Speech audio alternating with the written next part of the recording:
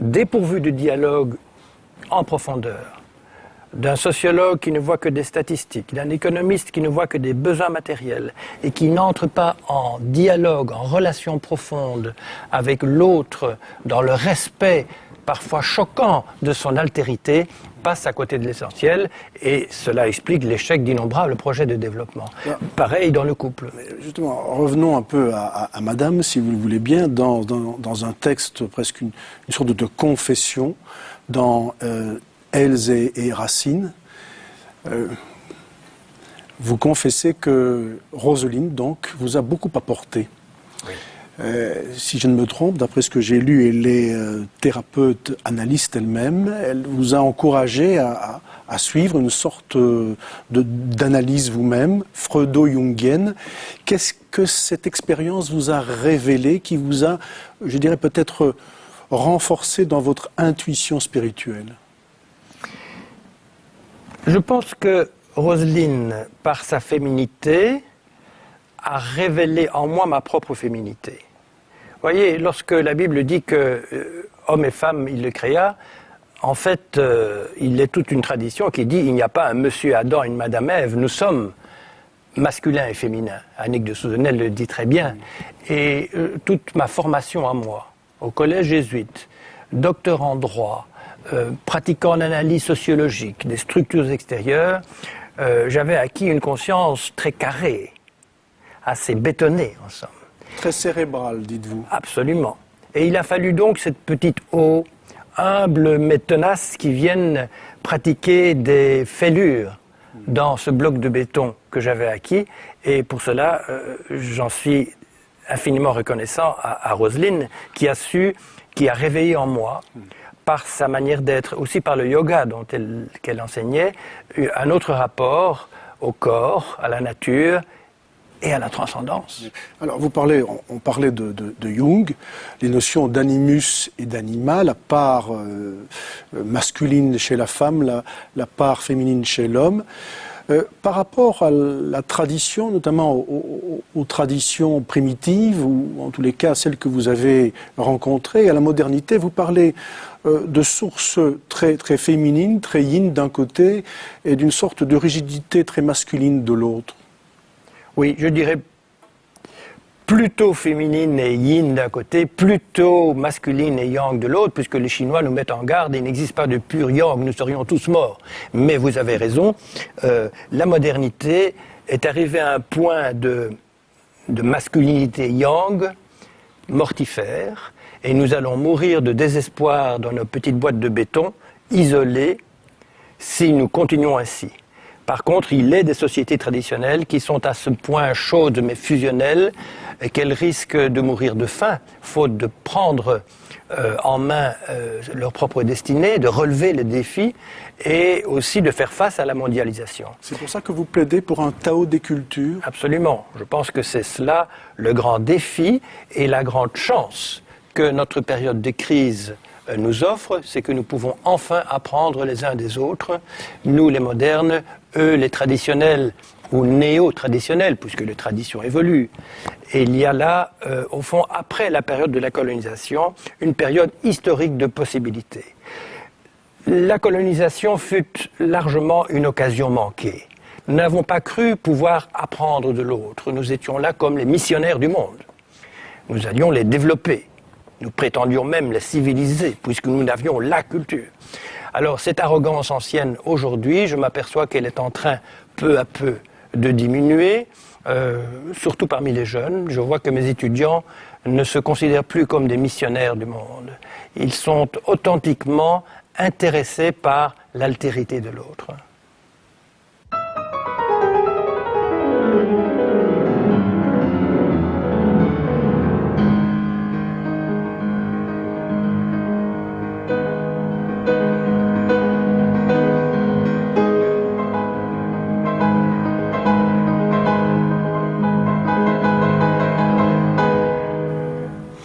Thierry Verhelst, je vous l'ai dit, le choix de votre phrase m'a surpris. Par contre, votre symbole ne me surprend pas. Une icône, cela coulait de source pour un orthodoxe, non? Bien sûr. Et en particulier celle-là qui est le cœur, en somme, de ma foi, C'est l'icône de la joie, en somme, qui est le tréfonds même de la réalité. Et car dans ce monde qui semble parfois être un tombeau, scellé par la mort, le Kivu, le Darfour, toutes les horreurs que nous savons exister et celles qui n'existent que nous ne savons pas et qui sont là, par rapport à ce tombeau, il y a le matin de Pâques.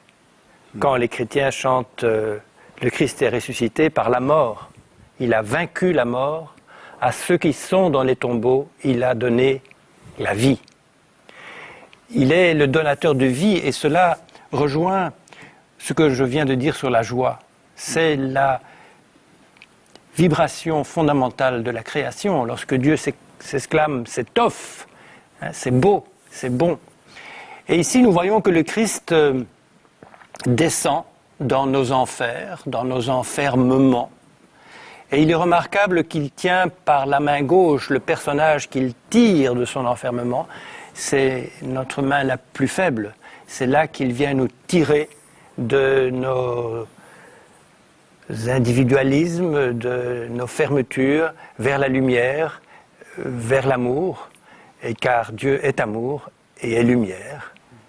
Il est blanc comme sur le mont Tabor et il nous invite à le rejoindre. C'est cette divino-humanité à laquelle nous sommes appelés. Dieu s'est fait homme pour que l'homme devienne Dieu, mais il y eut l'exil. Nous sommes en partie débranchés, si j'ose dire, de la présence divine. Ce que le Christ est venu faire sur terre, c'est réunir, rejoindre le ciel et la terre, le divin et l'humain, la transcendance et l'immanence. Alors pour vous, ça c'est un des versants de la résurrection. Il y en a un autre. Vous dites, on ne peut pas séparer résurrection et insurrection.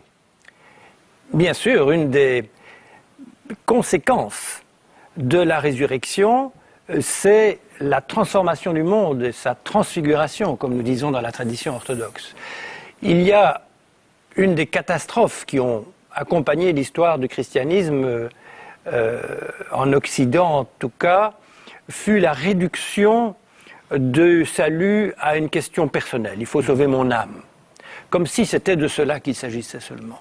Comme s'il s'agissait que de ma petite individualité. On a oublié que le christianisme est une voie cosmique et mystique. C'est l'ensemble de la création que ce Dieu d'amour souhaite voir restaurer dans sa splendeur et grandir pour le rejoindre. Cette Jérusalem céleste dont nous parlons n'est plus le jardin d'Éden, c'est une ville. C'est-à-dire, c'est l'apport de l'humain avec son génie créateur afin de transformer le monde et de le rendre digne de son créateur. Alors vous dites, vous allez très loin dans ce sens-là, vous dites que l'attitude profonde du chrétien, c'est d'être critique, révolutionnaire. Je pense que par rapport aux dérives mortifères qui blessent la dignité humaine, on ne peut être autre que révolutionnaire, c'est-à-dire qu'aujourd'hui, dans cette crise et du capitalisme, et de la nature et de l'environnement, et du mal-vivre dans l'abondance que nous connaissons dans nos sociétés de consommation, il y a une révolution, c'est-à-dire une mutation profonde à faire. Dont nous parlions tout à l'heure, en quelque sorte. Absolument, mais non seulement personnelle, mais également collective. Donc je ne parle pas de révolution telle que nous en avons connue au XXe siècle, lourde de sang et d'idéologie, mais bien de mutation profonde. Ne dit-on pas que nous sommes probablement à une époque correspondant à un âge axial, c'est-à-dire une période lorsque le monde tourne autour de son axe. C'est une révolution. Pas question donc d'une sorte de djihad chrétien. Dieu merci. J'espère que non. Encore qu'il ne faut pas se méprendre sur le sens profond du mot djihad qui, dans la tradition musulmane, veut dire travail sur soi-même. Ascèse, dirions-nous, dans la tradition chrétienne. C'est le grand djihad pour les musulmans. C'est le grand djihad. Oui, absolument. Voilà un exemple encore d'une sorte de dérive des splendeurs d'une tradition spirituelle à quelque chose de détestable. Alors, l'icône, c'est l'occasion ou jamais d'en parler. Alors, je suis profane, Donc je regarde cette icône. Est-ce une image du Christ ou est-ce le Christ? Alors le Christ, il est présent partout. La présence est universelle. Toutes les choses et tous les êtres sont habités par le Christ. Et donc cette icône également, elle est une présence réelle. Nous disons que l'Eucharistie, mais l'ensemble du monde est une présence réelle. Si bien que l'Eucharistie n'est que la concrétisation, dans le cadre d'un rite qu'on appelle la divine liturgie, de cette présence réelle. Et ici, bien sûr, eh bien, l'icône, elle nous invite par les sens à pénétrer dans le mystère. C'est une fenêtre ouverte sur l'au-delà. Et les sens sont peut-être des moyens d'approche plus sûrs que le concept. En tout cas, il est important d'en tenir compte parce que le concept peut enfermer, tandis que les sens nous permettent justement de déconnecter le mental, ce que toutes les grandes traditions nous proposent. Il faut que l'homme puisse se débarrasser de l'éternelle intervention du mental qui vient juger, qui vient s'interposer entre la réalité et moi-même en pratiquant une sorte de yo-yo psychique, j'aime, je n'aime pas, je juge, j'interprète. Ici, il y a l'expérience directe par les sens, mes yeux, puis je puis pratiquer une métanie, c'est-à-dire me baisser devant l'icône, l'embrasser, et en somme, toute la liturgie où cette icône a sa place, eh bien, elle est une manière de vivre par les sens, donc par l'expérience personnelle et physique. Le christianisme est quelque chose d'éminemment physique, de vivre donc physiquement le mystère. Il n'y a pas de risque, je dirais, d'iconolatrie, d'adoration de l'icône pour l'icône? Le Christ, c'est Dieu incarné. Il a donc été visible sur terre, nous avons pu le tâter, nous avons pu le voir, en tout cas ceux qui ont vécu il y a 2000 ans. Ce fut effectivement un grand débat dans l'histoire de l'Église. C'est encore Jean Damascène qui a bien indiqué qu'il ne s'agissait pas d'adorer une planche en bois ni la matière, mais ce qui est représenté sur cette planche. Il y avait en effet cette polémique très vive dans l'orthodoxie entre les iconoclastes et les iconodoules. Si voilà, exactement. J'ai quand même bien étudié ma leçon. Oui, il me semble. Monsieur Verhelst. Alors, une dernière question. Le Christ russe. Dostoïevski disait « Seule la beauté sauvera le monde ». La beauté de l'icône, la beauté des chants, de la liturgie, c'est cela finalement qui a fait de vous définitivement un chrétien orthodoxe? Je le crois. La beauté, lieu de toute communion, dit encore un père. La beauté qui est le lieu de l'invitation à rejoindre la paix intérieure.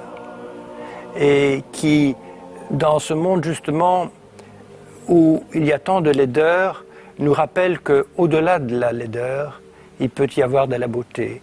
Qu'au-delà d'une personne qui peut-être n'a pas une apparence plaisante, il y a la présence de Dieu. Elle est unique. Chut, pendant une minute, si on écoutait la beauté.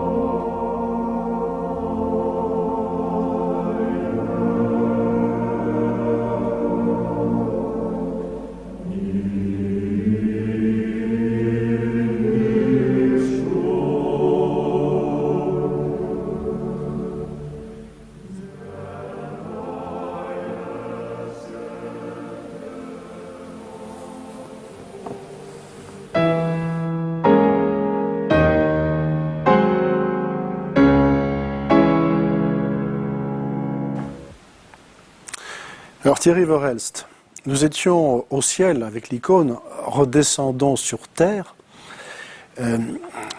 Les subprimes, c'était aux États-Unis. La crise est mondiale. Alors, est-ce que la mondialisation, c'est la fin du monde? Alors, permettez-moi d'abord quand même de reprendre ce que vous avez dit. Pour moi, la résurrection, c'est pas au ciel, et puis après, il y a la terre. C'est sur la terre que la résurrection, comme énergie résurrectionnelle, est active si, avec l'aide du Saint-Esprit, je m'y ouvre. Et ceci n'est pas très éloigné de votre question. La crise, qu'elle soit des subprimes ou du capitalisme en général, est un événement fondamental qui va provoquer certes beaucoup de souffrances. Il ne faut pas se faire d'illusions à ce sujet, mais dont j'aime aussi voir l'aspect positif qui est que nous pouvons enfin mettre fin à 20-30 années de triomphalisme néolibéral où on nous a fait croire que la libre circulation des biens, que la dérégulation, que la privatisation était le salut. Et on a habillé ce qui n'est en somme qu'une idéologie d'un vernis scientifique. Aujourd'hui, ce triomphalisme est en train de s'effondrer et cela est une chose excellente. Il fallait délégitimer le discours de ceux qui s'intitulaient des experts de l'économie. Il s'agit de récupérer l'économie et de la mettre entre les mains des citoyens.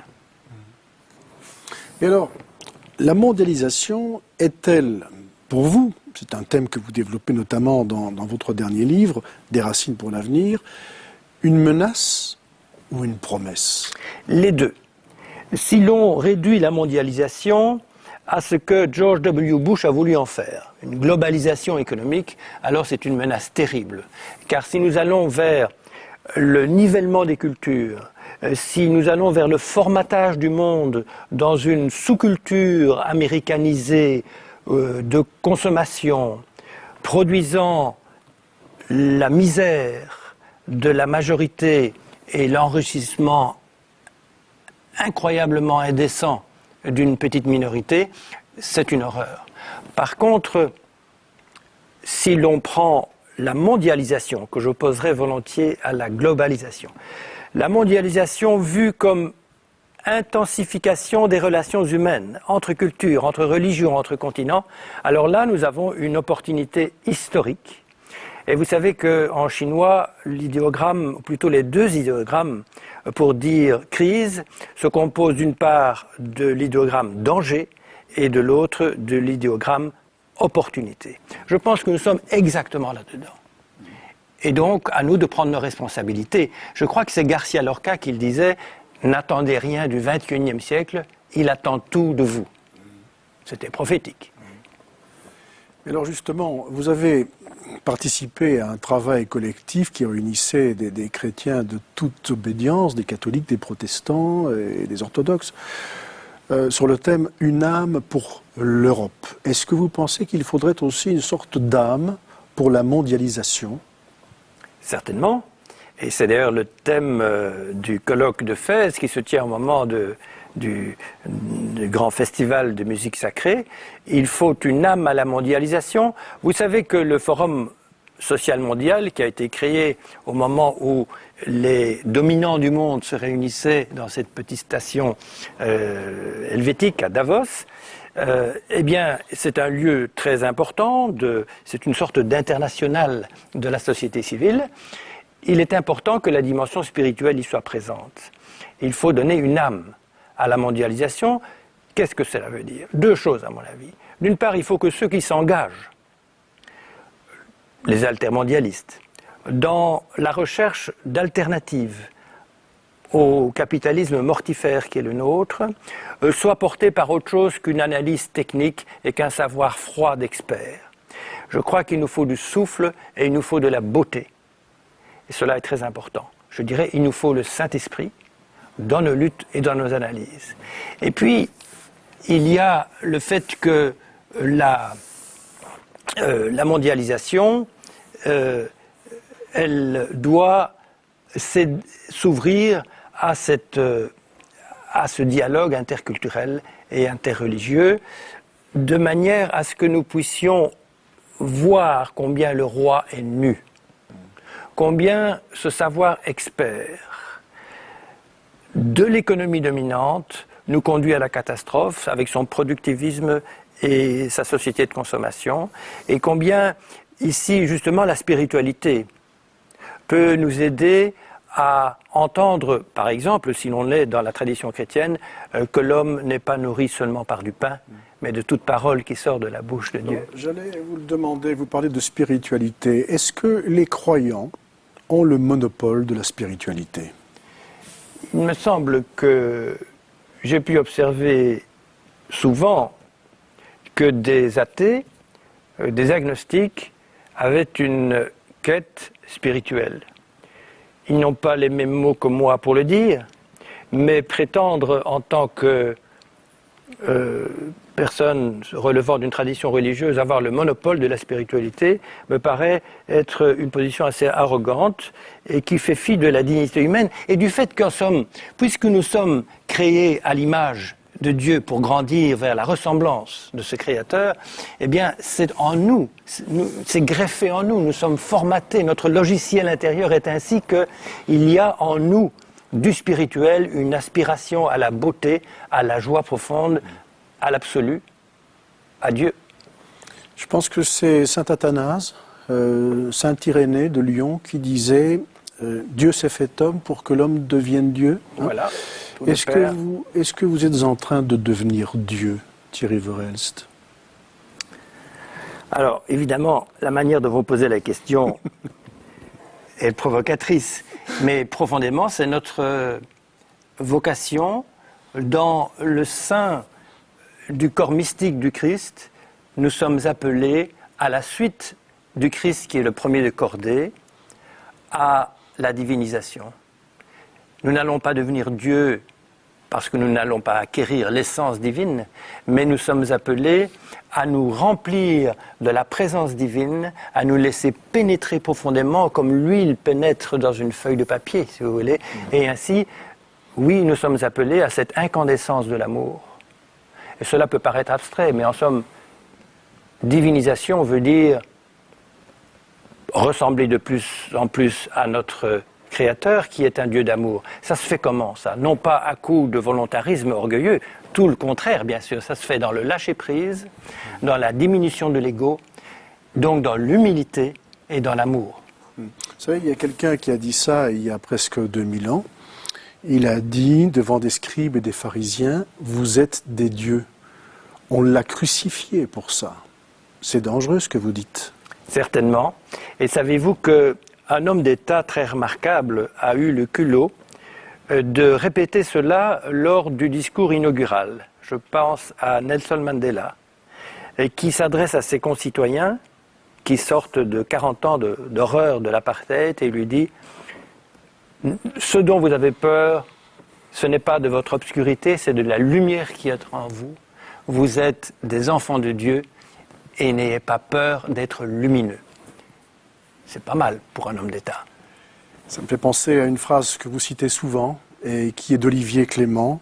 Nous sommes appelés à jeter dans l'opacité du monde des germes d'éternité. Thierry Verhelst, merci. Je rappelle le titre de votre nouvel ouvrage, Des racines pour l'avenir, culture et spiritualité dans un monde en feu, un livre paru cette année, en 2008, chez L'Harmattan. Alors, si vous n'avez pas pu prendre note correctement du titre, ne vous inquiétez pas, il vous suffit de nous écrire.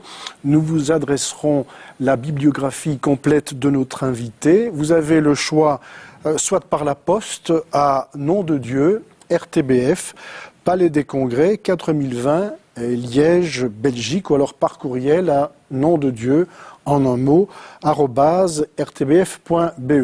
J'en profite pour saluer toutes celles et tous ceux qui nous regardent via RTBF Sat. Ils sont loin, mais qu'ils sachent que nous sommes très près d'eux et qu'ils peuvent nous écrire, nous envoyer des mails, nous faire eux aussi des suggestions. Merci à tous et à toutes, à tous ceux et à toutes celles qui ont participé à cette émission, à commencer par vous, Thierry Verhelst. Bon retour à Lillois. Merci beaucoup. Excellente fin de soirée et à très bientôt.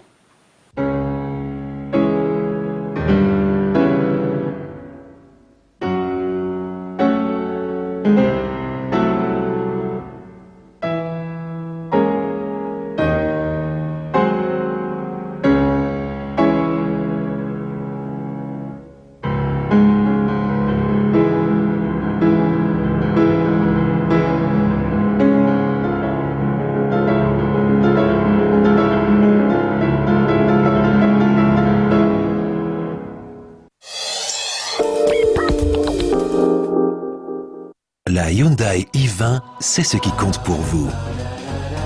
Le design,